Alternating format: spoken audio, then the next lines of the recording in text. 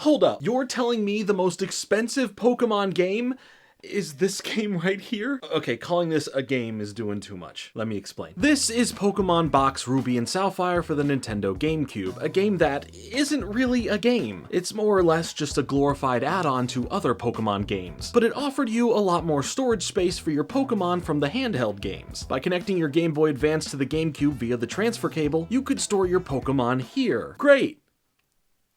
And then what? Well, not a whole lot. You could set them up in a little showcase mode that lets you have the PNGs of the Pokemon displayed on different types of signs. Yay!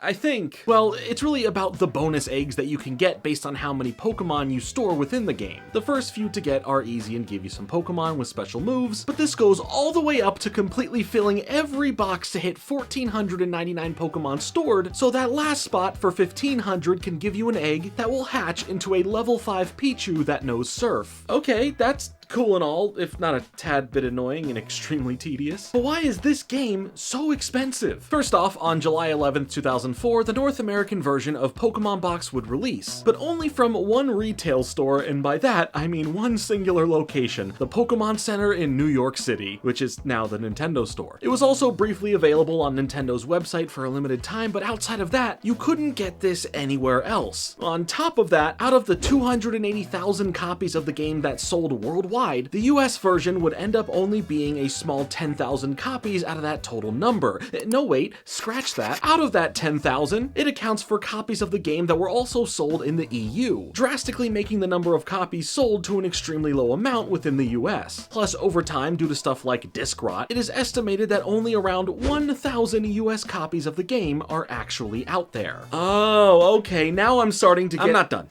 On top of that, there were two different versions of the game, the standard version that came with a special Ruby and Sapphire memory card, and then a bigger boxed version that came with the transfer cable if you needed one. So in today's market, a complete in-box copy of the game could run you almost $2,500, with the larger boxed edition going for around $3.5 to $4 grand, but a brand new copy of just the standard version though, if you ever were to find that, would cost you about $7,500. Yeah, alright, that's pretty ridiculous. I mean, it's only a Pokemon organizer, it says it right there. Like, could it do anything else to make it feel worth it? Oh yeah, I mean, you could emulate playing the Game Boy Advance games onto the TV. Great, then why did I buy the GBA player for the GameCube? 'Cause you have issues. Oh.